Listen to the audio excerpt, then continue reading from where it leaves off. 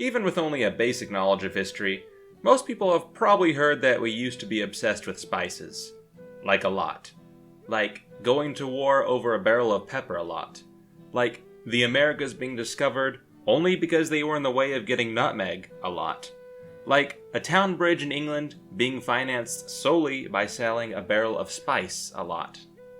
But even though we may have a basic understanding of how Europeans in particular obtained spice, via long voyages to the east and back, we're neglecting the point that it takes two to make a trade. When sailors came back after their months-long voyages to the Indies, who was waiting to make their spice voyage a spice trade? In other words, who bought all this spice? Let's find out.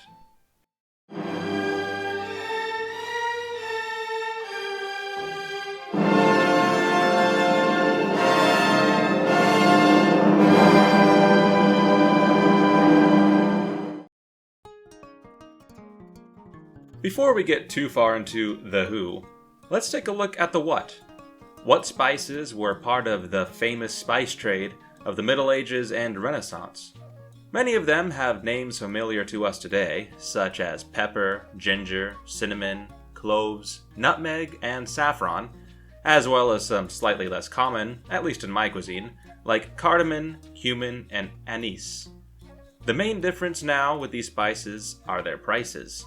Across the board, buying spices today comes at a fraction of the cost that it did back then. According to research by the late Canadian economics professor John Munro, the price of cloves was 145 times as expensive in 1440 as it was in 2001, and cinnamon 55 times as much over the same period. Starbucks may accidentally be using 1440 prices to make its chai tea latte. To put it in a way that's a bit easier to understand, let's look at prices in terms of how much of something else you could get for the same quantity of spice. If you went to the market in 1440, you could buy a pound of pepper. But, for that same cost, you could have instead bought 225 apples, 3 whole chickens, over 100 eggs, 17 gallons of milk, 7 pints of honey, or 25 gallons of cheap beer. Seasoning wasn't cheap, though you could rightfully argue that a pound of pepper will last a normal family many meals, assuming they season their food lighter than a shotgun blast. The one exception to this across-the-board slashing in modern spice price is saffron. And why's that? Most spices require a certain climate to be cultivated, a climate that is found more in Southeast Asia than Europe. Whatever the local cost was, the price was inevitably increased to compensate first Arab, and then later Portuguese and Dutch transporters. One account is of the Dutch gathering up a great nutmeg harvest into a pile the size of a barn. Then, they burned it. Oils from the nutmeg ran through the street ankle deep, and certainly cast a powerful aroma. The thought behind this waste was the less spice that got back to Europe, the more they could charge for the remainder. This account illustrates the efforts these monopolistic shippers would go to keep prices up. But some spices were hard enough to supply. Indeed, it is the exception that proves the rule. Saffron is as difficult to harvest today as it was in 15th century Persia, a pound of which requires the harvesting of 225,000 flower stigma. It doesn't really matter how fast you can get it from the supplier when so much work is put into supplying. So, spices were expensive. If the greater part of society was going to have any interest in buying them, they had to have a use, right? What's the most obvious use of spice? Flavoring your food. All manner of surviving period recipes call for various varieties of spices to enhance the taste of a dish, such as the circa 1400 French dish, pomelo, which, on top of 2 pounds of ground meat, called for teaspoons of ginger, mace, cardamom, and cloves, as well as other accoutrements such as currants and almonds. There is ample evidence that there were many dishes that had more sophistication than the stereotypical hard bread, ale, and a turkey leg, though doubtless many people had simpler meals for much of the time.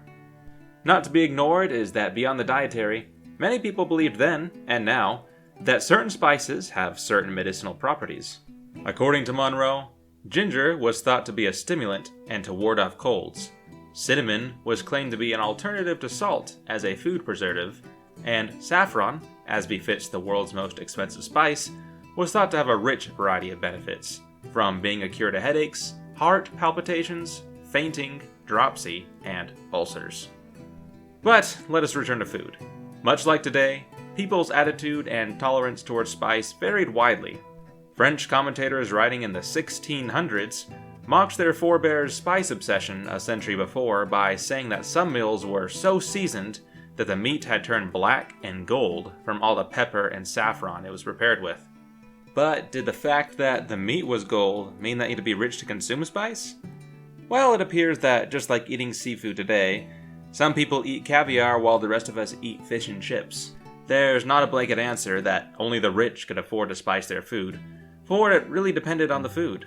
The French pomelo dish mentioned earlier was probably a decadent meal for a single household, but just like today, a larger gathering provided an opportunity for people to consume things that they normally couldn't afford to eat every day. Guilds, the rough equivalent of medieval trade unions, were known to throw parties or festivals for their members, a prominent part of which was a fancy, well-spiced meal. The power of several people putting their wealth together meant that they could taste luxury if they wished. But was spice always a luxury? To look at one example where it wasn't, let's look at the German food Lebkuchen. Known roughly as honey cake or pepper cake in English, Lebkuchen was a small cookie or cake dish that was invented by German monks in the 1200s. It was a popular food, even among the commoners, as hinted by its monastic origins. When visiting Nuremberg in 1487, Holy Roman Emperor Friedrich III even distributed Lebkuchen to 4,000 children in the city, each with his picture on them. The interesting part of it was that Lebkuchen was baked with spice, ranging from cloves to ginger to coriander. And while invented in Franconia in southern Germany, it really was in trade towns that Lebkuchen took off, suggesting that access to spice wasn't always about how rich you were, but where you lived. To recap, spice today is vastly cheaper than it was during medieval times, largely due to the greater supply of the stuff. But that does not mean that it was only confined to the rich. To become a staple in European culture and cuisine at the time, and to prop up a very lucrative trade, it required more people buying in than just the extreme minority of those at society's top. So anyone who could, would make it work. Thank you all for watching. I hope you enjoyed. What's your favorite spice? Would you still spring for it if you could open a small tavern instead for the same price? I'd like to give a special thanks to all the new supporters who've subscribed in recent months. It's been very encouraging, as well as those who've always been here. I hope that you have a great day, and I'll see you next time.